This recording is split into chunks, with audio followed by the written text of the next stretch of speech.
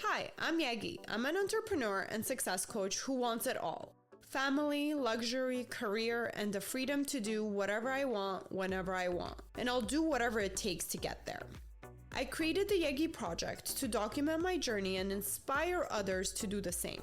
My mission is to change the world by influencing and leading others to do what they love and live fulfilled lives. Hello, hello, hello. Welcome back to the Yegi Project. Today we have Reb by Lashes by Reb, and she is going to talk about everything she has experienced, learned from, and her journey in being a master lash artist today. I'm super duper excited to interview her because she is doing an excellent job on representing herself, her brand, and how she's networking with other lash artists and professionals to really be one of the tops in the game. Rebekah, please introduce yourself. Tell us who you are, what do you do, and how did you get here? Awesome.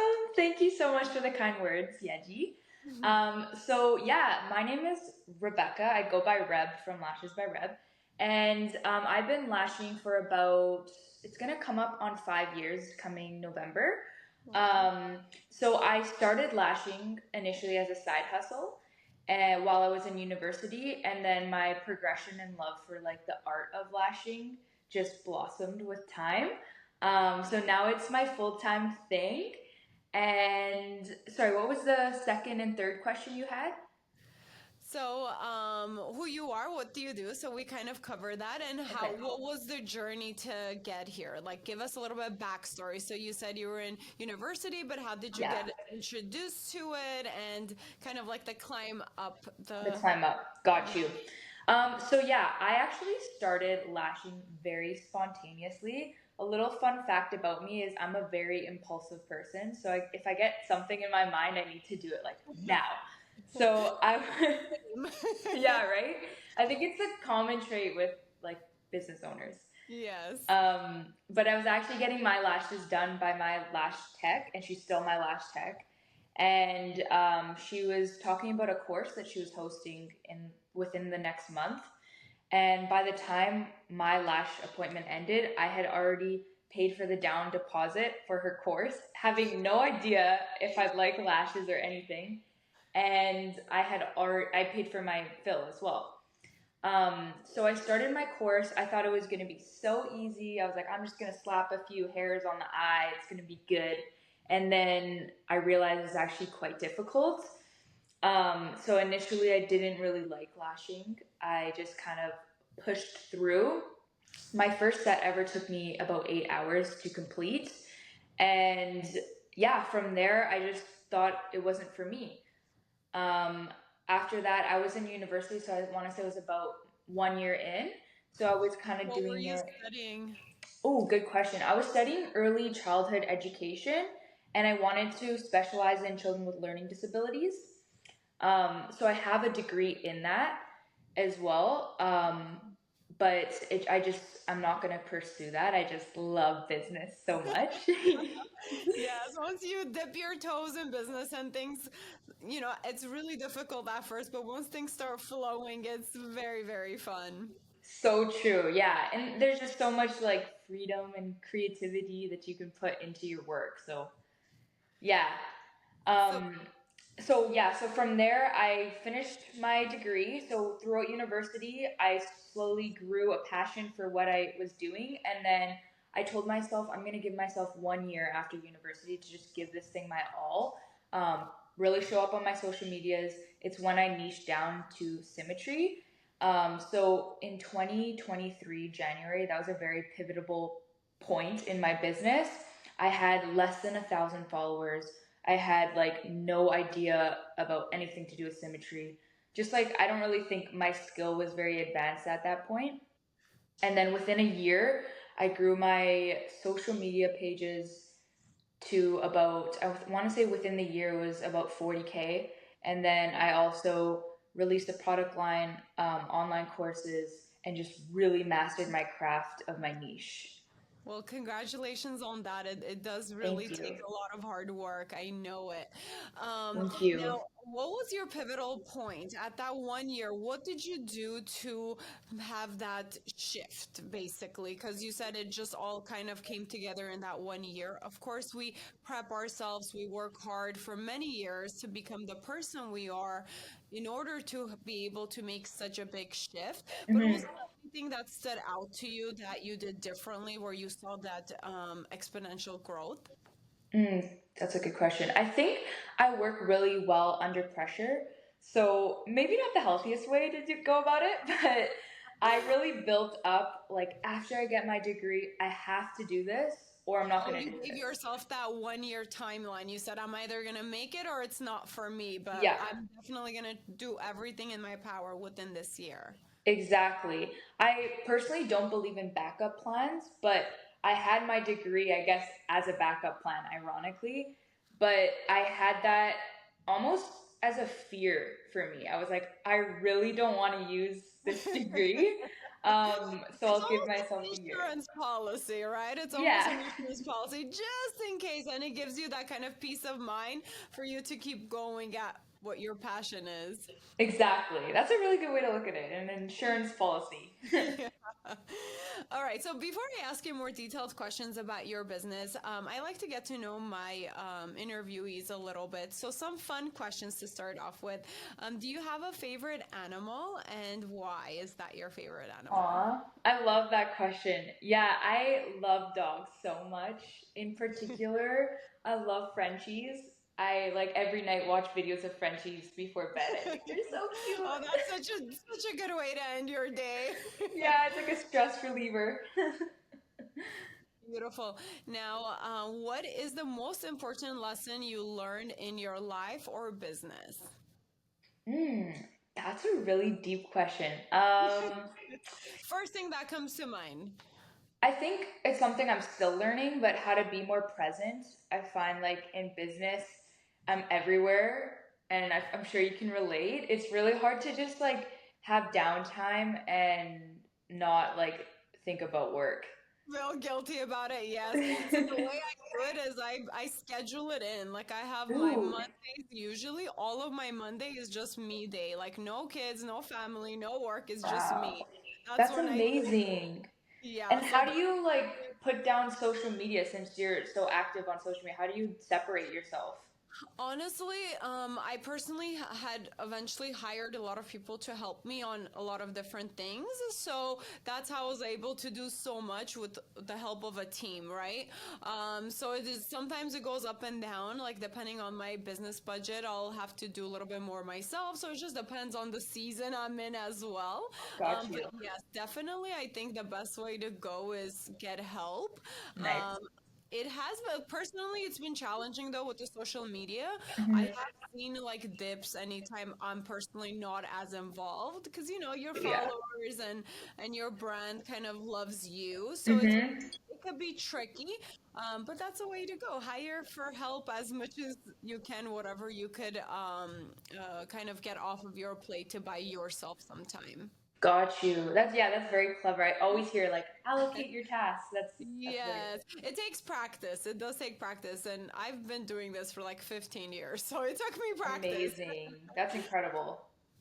Thank you. And before I get into your all the incredible things you're doing, I am very inspired by you as well. I was checking out everything you're doing, and you're doing an amazing job within your industry and your niche right now. But before we get there, I know a lot of our listeners are going to be excited to get to know you even more. So tell me, what is your favorite personality trait about yourself, and your least favorite personality trait? Okay. I think I guess my favorite I've grown to love it is I'm quite like quirky, I guess. Like I have an interesting vocabulary. I like my sense of humor. Perfect. Yeah, I Yeah. love that. I could be super silly too, and Yeah. I love it. All right. So how Good to about lighten your it least up. favorite? My least favorite. I think I get overwhelmed pretty easily, and my like way when I react to that is I get really silent. So no one really knows I'm overwhelmed, but I don't really think that's a healthy way to do that. So yes, well, we can always develop personally and work on that. There's definitely some techniques we could work. For sure, But yeah. it is very common actually because I do a lot of business coaching. It is very common for people to shut down when they're overwhelmed. And Mm, secret, sometimes I even do it, and I'm super aware of it. And I'll be like, I just nobody bother me. Everything's on yeah, do not disturb. I'm just gonna disappear to the beach for a couple hours, and then we'll get back to it. that's a good way to do it. A nice beach run. That's so nice. All right. Do you have any pet peeves? Mm, pet peeves. Let me think. Um, Nothing that really like irks me. Like I just think maybe disrespectful people. Like I'm honestly it's very hard for me to get offended at something. I think it takes quite a bit. Just That's like mean people, I guess. Yeah, that's great. Awesome. Okay. Now, if you had a magic wand and you can change anything in the world, what's the one thing you would change? I guess the first thing that comes to mind is like poverty, kind of deep, but I just wish everyone had like, the basic needs of life. Yeah, that's beautiful. I mean, that would be amazing. All right, next question. What has been your biggest challenge in work or life, and what did you do to overcome it? Hmm. That's a good question. I definitely struggled with like eating disorder, so that's probably one of my biggest challenges that I've had. Um, but I just got help. I talked about it. I started to like take actions to steps. Sorry, it's got really deep, but It's it's probably my perfect biggest. because a lot of people, like sometimes they see us on social media or out there and they think everything's perfect, but it's so good to talk about our problems and challenges as well because we all kind of like learn and grow from it and everybody kind of knows that they're not alone. So it's really nice to kind of go deep sometimes, especially on a Mhm. podcast, on a more serious level where people are like, okay, like everybody has issues and we have to kind of deal with it. And it's nice to get different pointers from different people. For So I'm sure. you're sharing. Thank you for that. Thank you. Yeah, of course. All right. So this one is actually a deep question. And if you haven't thought about it, it might take you a minute to think about it. But Okay. a lot of entrepreneurs do kind of ponder on this question. So currently, what does a happy and fulfilled life look like to you? That's a very, very good question because I always like stumble on the question of like, what is success to you? Like, what is that look like? And I think like genuinely just being with like people, good people. For me, a big goal of mine is to have like a family one day. So I think once that's achieved and like my family's comfortable, I'll be very happy. Oh, I love that. I love that. Just a day-to-day peace and comfort with the loved ones. That's For beautiful. sure, for sure. So, last fun question, then we'll get into some more detailed industry related questions. Okay. What does your day to day look like? So, if somebody was to follow you around for a day, what does a typical day look like for you? Ooh, I love this question because I love routines. But every morning I'll wake up and like I try not to touch my phone or any sort of social media for the first hour. So the first thing I'll do is I'll read either like a self-improvement book or something that like will teach me, maybe it's skill based with like lashing. And then from there I'll be like having coffee while I'm doing that, and then afterwards I'll try to like move my body in some sort of way, whether that's like a quick walk, run, gym, something like that. And then after I've moved my body and like exerted my mental being, I'm then gonna hop into emails, work, all that kind of stuff. And then from there, it's kind of different every day, like depending, like maybe I'll have clients that day, or maybe I'll be doing computer work. But the rest of the days pretty much work until I try to cut off around like 6, 7, and just like have me time, see a friend maybe. But yeah, that's pretty much the Do you life. have a night routine? So I try to just prep as much as I can for the next day. I don't have anything extensive. I usually will like give myself an hour to watch a show to just wind down. Right now I'm watching Bridgerton. Um, and yeah, not really anything. I've been trying to just stay off of social medias and my emails at night. At night. That's awesome. Good way to wind down. All right, so now let's get a little bit more into our industry related questions. So you are doing a few things that I think are borderline genius, very beautifully for on the business side, the marketing, and I really want to point it out and admire you for that. And I think Thank a you. lot of your followers like see that and notice that, so you have really good support. So you have picked something very specific to focus on within a very specific niche market. And I talk about this in the past, like it's so important to have your specialty so people know kind of what to come to you for, right? A good way for you to stand out. And what you did with that was the symmetry, and you call it asymmetrical eye designer. That's your title, and I love that so much. Thank you. And I did check out a lot of like your mappings, whatever I can find on Instagram that's free, and I think you do such a good job, a clear job of going over like different shapes, go way to highlight like the nice things about a face shape or eye shape, and that takes a lot of skill and it takes a lot of practice, and you're doing a really really good job sharing that with your community, so congratulations on that. Thank But you. can you talk a little bit about that? What made you kind of want to focus on that? And how has that journey been to kind of like find a system for it, right? Because I know it Mm, takes a lot of practice, trial and error. And I also want to kind of tell our listeners about your ebook about this. So if you can talk about that, and we can link all of that below to kind of get the awareness out there, because I really do think it's so helpful in eyelash extensions to have a design part down, because you can be lashing and you can do an amazing clean job, but it really does matter the design. If it's not the right fit, right mapping for the right client, it's not going to look good on them. Then they're not going to like it and they're not going to come back. So it really can expedite client retention as well if the designing piece is there. So please share your thoughts on that. for sure. First of all, thank you so much for the kind words. That really, really means a lot to me. Um, Of course. so getting started into like my niche, it started with self discovery. So I would get my lashes done all the time, and I would realize like sometimes I would love them, and it was nothing to do with the technician. It was me, like what I requested, and sometimes I wouldn't really like them too much, and I was kind of searching for certainty, especially when you're spending that much money on extensions. So it started with self discovery, and then I started to notice patterns within my clients. Certain like lash natural curl patterns would hold like a C curl different from others, or a different curl. So I started to recognize patterns just for myself and my clients. From there, I created a formula sheet, which is in my ebook. And the reason I created that is because the way my brain works is it's very analytical and like numbers based. So for me to understand something, it needs to be like this plus this equals this, like very simple, very like to the Very point. clear, like a formula. You want to plug things in. You don't want to have too many variations or it's confusing. Yeah, exactly. So that's simply how my brain works. Even in high school, that's how I would study. Like this plus this equals this on a cue card.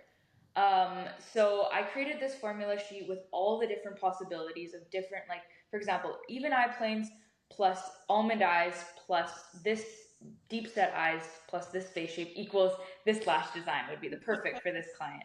So I created this formula sheet for myself.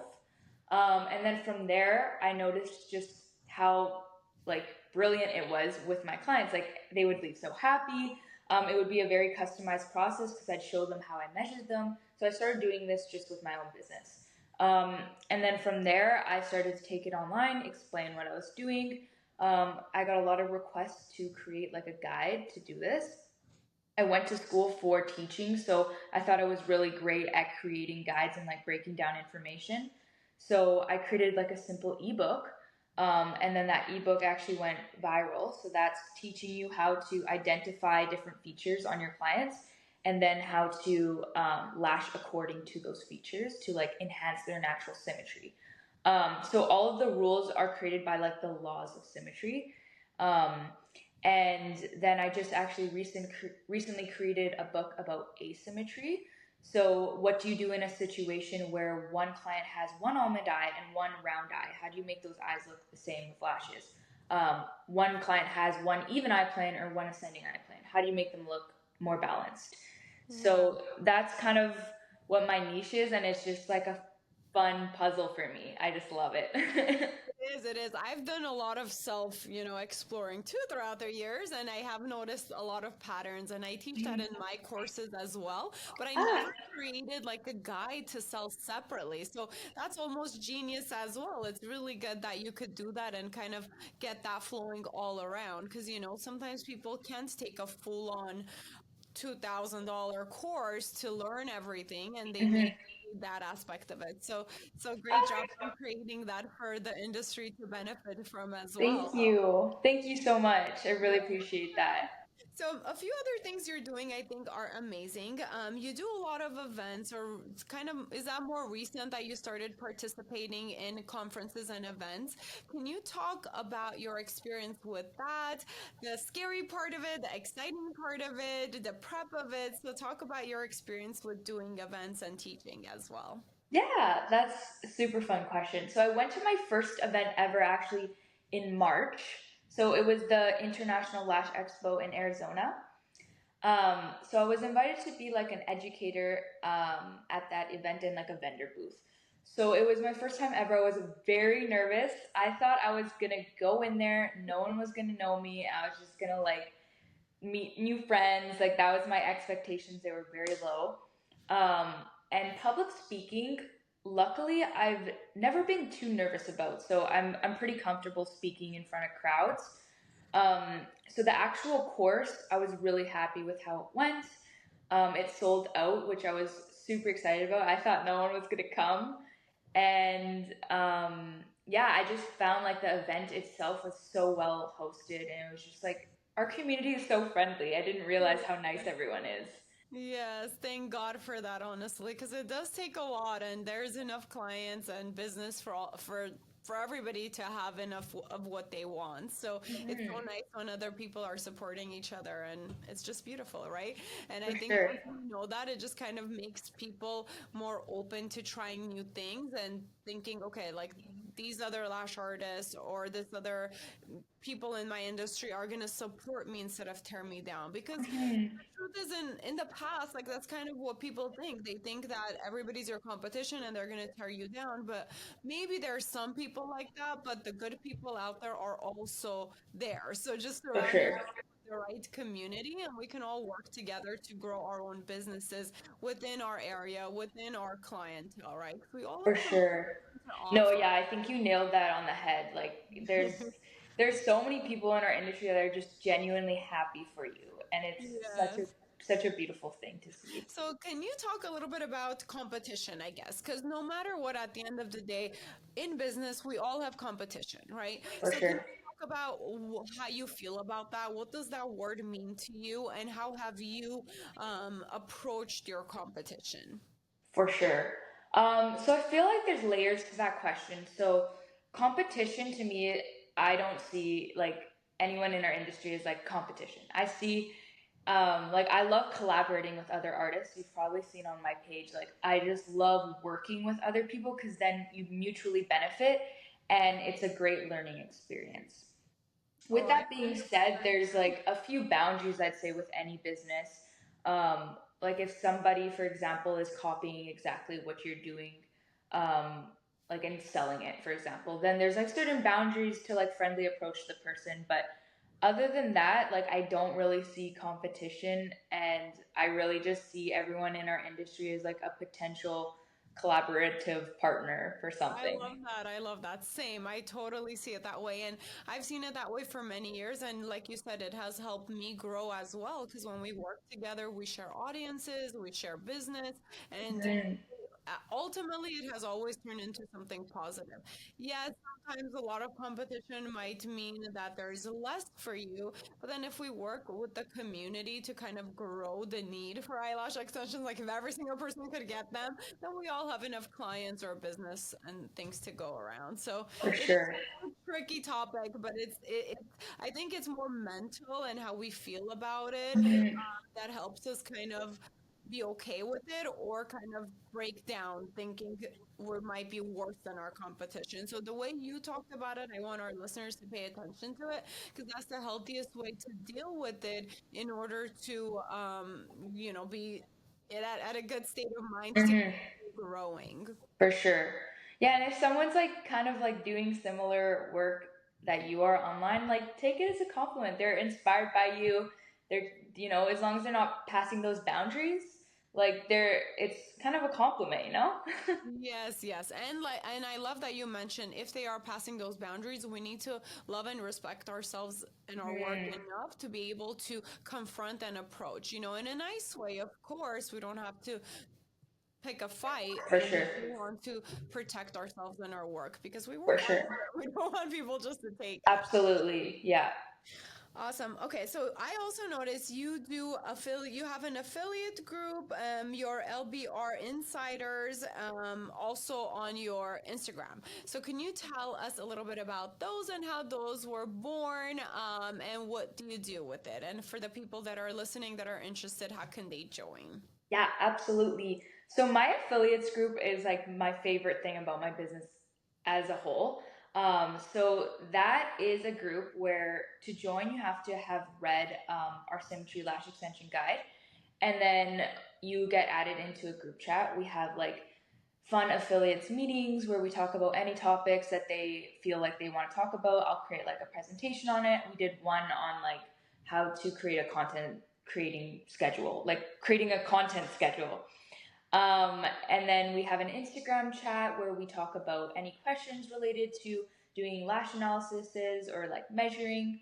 So it's basically about those topics. We really lift each other up. So it's a support group chat. Exactly.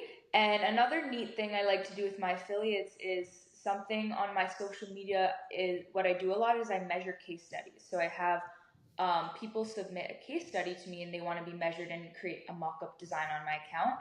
So what I'll do is I'll get my affiliates to do the measuring and mock-up, and then we'll do a collaborative post so that we can spread awareness about their accounts. And then if anyone's located in their area, they can also get clients that way that Oh, want I to love get the that. custom set.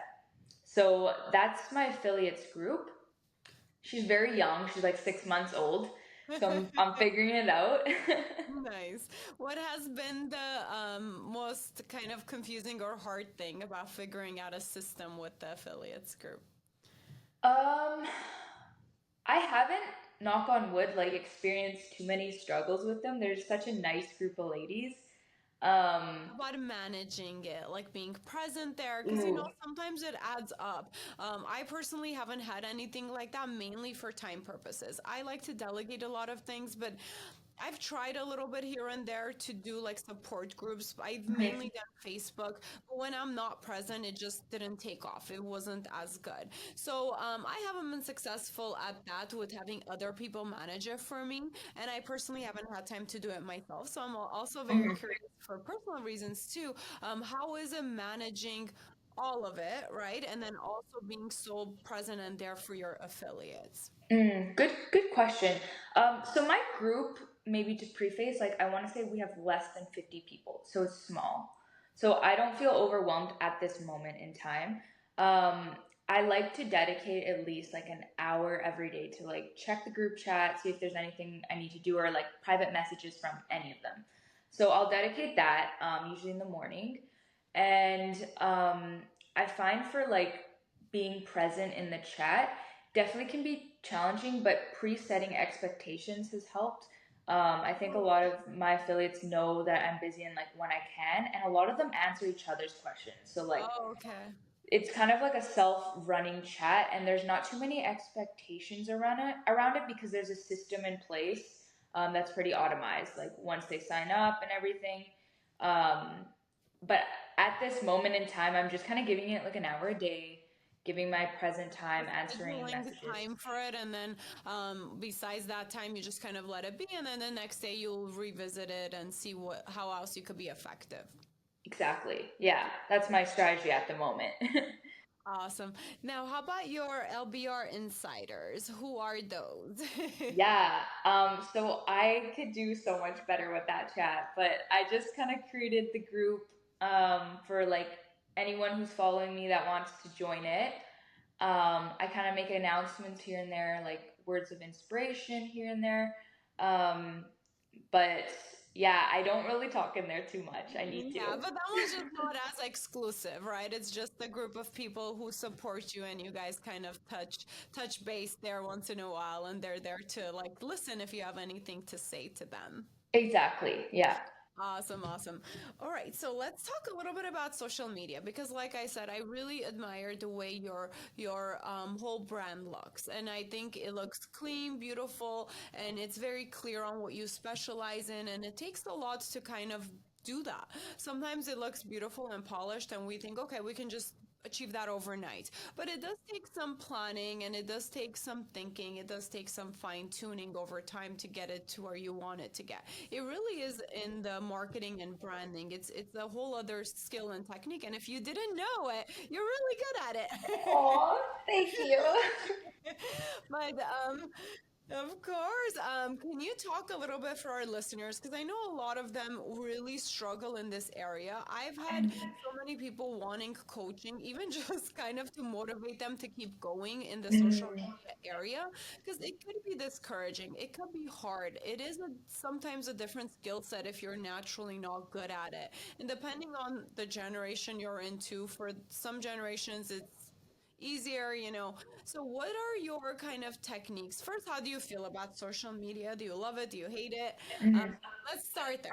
How do you feel Okay, about social media? very good question. So I feel great about social media. I think I love it. There's a love hate in the sense where like it's designed to have you addicted on the app. So that's one negative, I guess. But using You it have for to be business, aware. You have to be aware yeah, that's how it's designed so you know when to turn it off. for sure, for sure. So I think we can use that to our benefit though in business, in the way we approach creating content. That's my way to look at it.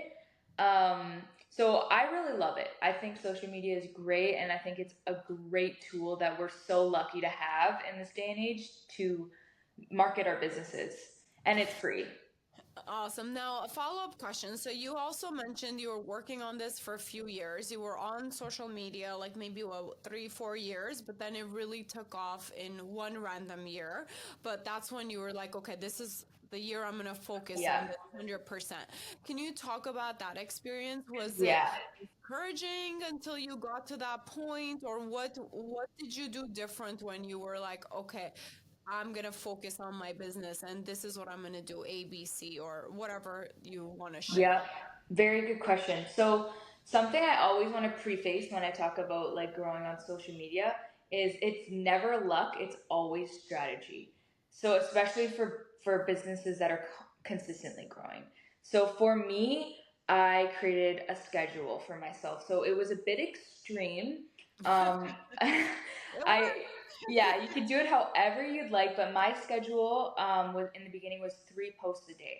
So what I would do, what was attainable for me, was I would block off Monday and I would pre-record 21 pieces of content and edit them all that day as well.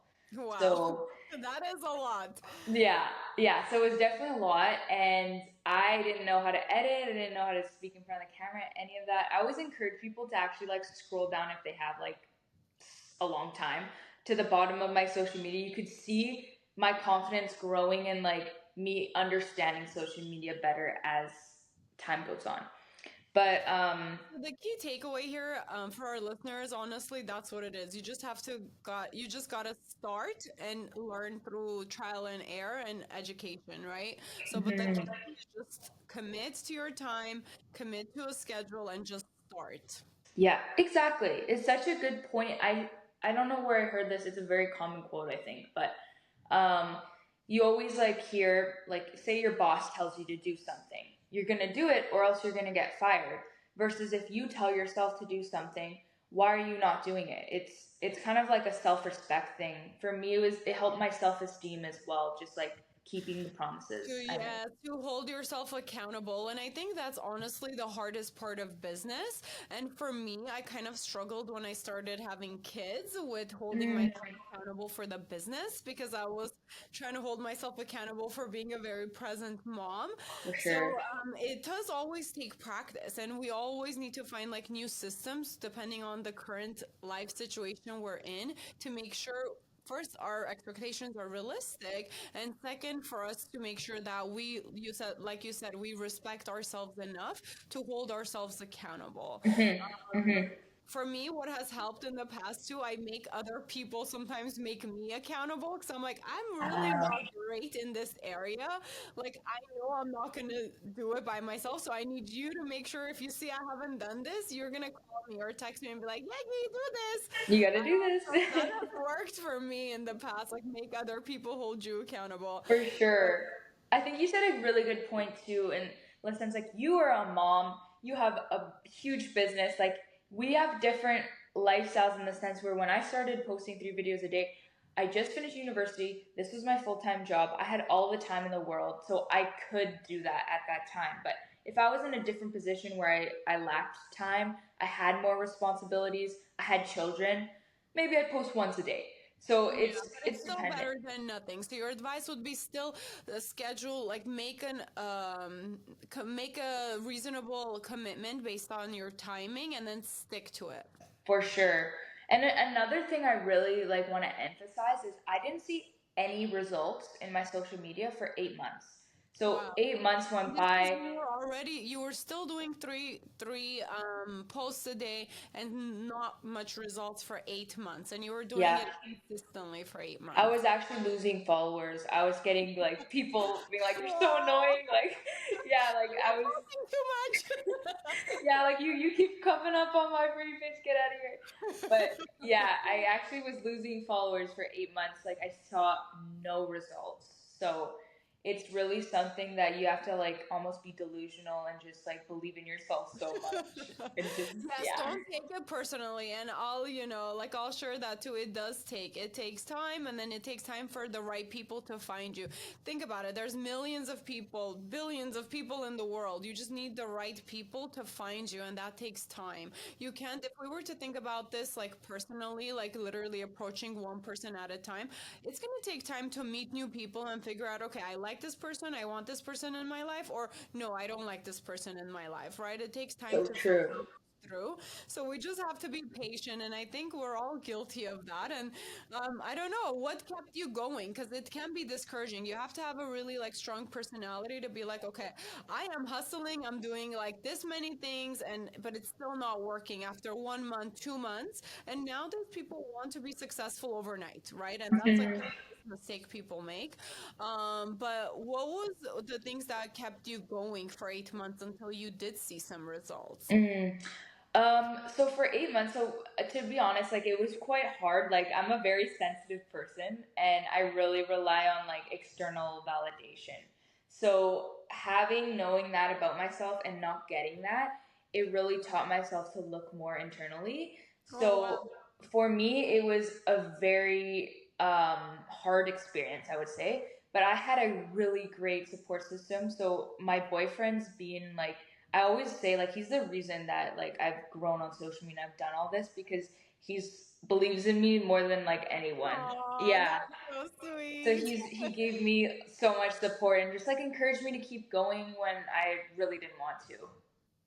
Yeah, and I think that's where a mentor could come in handy too. And there are a lot of like lash artists who have grown where they would like to mentor you, or other people in the beauty industry, or even in the business industry, right? So I think that's another thing people can do too. If you don't Yeah. have like a boyfriend or a husband or a best Hmm. friend or or a parent that could really keep you going, find a mentor, because sometimes all we need is kind of few encouraging words and be like, no girl, you got it, your stuff Yeah. looks good. Just give it time. For sure. And like even just realizing like everybody starts at 0 followers. Everyone starts with nothing. So it's like looking at that like yes, there's certain advantages, but for the most part we start at a pretty even playing field. So it's that alone is very inspiring to me. Now, let's go back to your guide for the symmetry and asymmetry for design. What is the top three mistakes do you think people do with design? And what's your advice to correct those? Good advice. So I think the biggest mistake that I see and I've done is not getting a proper photo sent to you. So let's say you're taking your measurements prior to your client arriving. So it's really important to make sure that that client, for example, isn't smiling, because by smiling, you're manipulating your eye planes, so your facial features will move. So that means you're going to measure wrong. So smiling, your eyes might turn up a little bit, and then you might measure ascending eye planes versus they might have even eye planes. So Do you prefer for them to send in the photo in advance so you can kind of have a game plan when they come in? Or do you do this when they're already there for their appointment? so for the first almost year of my business, I did it in advance to eliminate like pressure with them, so Yeah, you could take your that's time, good measure advice. correctly. But now I do it with them in person because it's kind of a fun collaborative experience for me. But it's really dependent on what you're most comfortable with. Yeah, and I think it's a great tool to consult in advance over the phone, over video, or with your technique with the photo. It does take the pressure off from new lash artists or whatever business you're in. You know, it does take the pressure off. So at least you, if there's something you're not sure of, you have enough time to even buy or research or ask Mm-hmm. around, right? Yeah, exactly. You have some time to ask any questions or like, yeah, look into the book more. Now, last question about going back to social media. I know a lot of people like to connect with you as a person compared to only your business. What are your thoughts on that? And how do you keep your platform consistent with either sharing specific industry, you know, education and information compared to personal? Do you bundle it together? Do you keep your platform separate, or what's your personal Mm, preference and technique, and why? that's a good question. So, me, fun fact about myself, I'm actually a very private person when it comes to like my personal life. So, I have been trying and challenging myself to be more open online because, like you said, you never know who you're going to resonate with or like who's going through something similar to you. So for me, I'll utilize stories a lot to kind of like interact with my audience personally and just kind of adding my personality a little bit more into my content of me talking. Um, that's kind of how I'm doing it. And then maybe I'll post like life updates on my story kind of thing. Awesome. And then everything else in your feed is very specific to your industry and what your followers kind of like know you as. Exactly. Yeah. Awesome, awesome. Now, you have chosen Instagram, right, as your main platform. That's where you do most of your work. How do you feel about kind of being present in every platform, or did you personally choose Instagram for a reason compared to like TikTok or YouTube or Facebook? Um, yeah, so I have a TikTok as well. I'm not as big on there. I think I have around 50K followers on TikTok. But I found it just more, Yeah. thank you. I found it more challenging to grow. So I still do post on TikTok, but I find it's easier for me to connect with my audience on Instagram. Um, I, I've been thinking of starting a YouTube. Like I have a YouTube channel, but I just haven't really posted on there. But I like to focus on one thing at a time. So maybe with time I'll Yeah. explore. Honestly, that I've seen a lot of people be more successful like that. They pick one main channel and they focus on that. That's what happened personally for me too, and mine was YouTube because that's what stuck compared to like the other channels. And and for me personally, I've always struggled with finding balance of what to focus on because again, entrepreneurs have this personality of we want to do everything and we want to be great at everything. So I always have to remind myself to, okay, one thing at a time. Let's have one focus, especially if it's my personal time and energy, right? For Because there's sure. so much we could do, and you don't have to be super popular on all platforms Hmm. to be successful. Is that For what you sure. have found as well? Yeah, I've definitely found that for myself, like just kind of being consistent on the platform, just showing up still.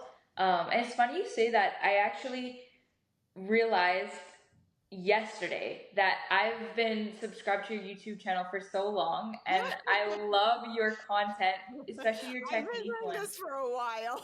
I just connected the dots. I was like, oh my goodness, like this is Yegi, and I really love your YouTube channel. It's amazing. So it's Oh, crazy. Like thank you never. you. Sometimes I'm following someone on one platform, I don't even realize it's like the same person. Yes, exactly. And you connect with different audiences on different platforms, but that's awesome. Yeah. Yeah, Happy to hear that. I'm happy to be part of like people's journeys. It's kind of reassuring when people mention, they know or they've of come across course. videos as well. It's nice to see that, I've helped a little along the way of other people's success. Oh It's nice. yeah, I And could you're definitely doing the see same that. now. Especially your podcast channel. I think what you're doing is brilliant, and it's almost like you're serving our industry because you're giving people a chance to talk about themselves, not only business wise but personally. That's what I really like about your podcast channel. Thank you. Yes. And it teaches people personal development and business development. So I really Yeah, want to help people in that area because you can have great skills, but if you don't know how to do the business side of it, or if you don't personally develop to be the right person to do business, there's no way you could be successful, right? We have to kind of always work on ourselves. That's what I've learned. so true. And I love that you also interview like not just lash technicians. Like you interview all kinds of people, and they all Thank have so you. much to offer. Yes, and we can learn so much from different coaches, different marketers. So it's really nice to connect the dots. And thank you for saying that. Of course, it's amazing. Yes.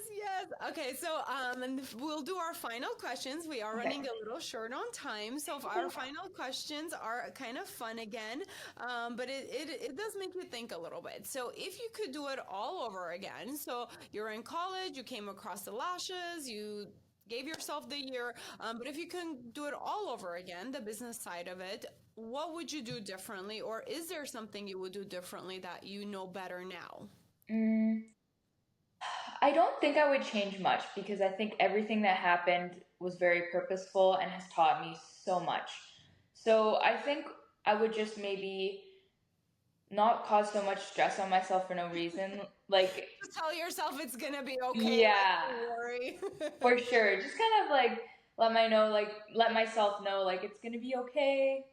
It's okay. Relieve a little bit of pressure.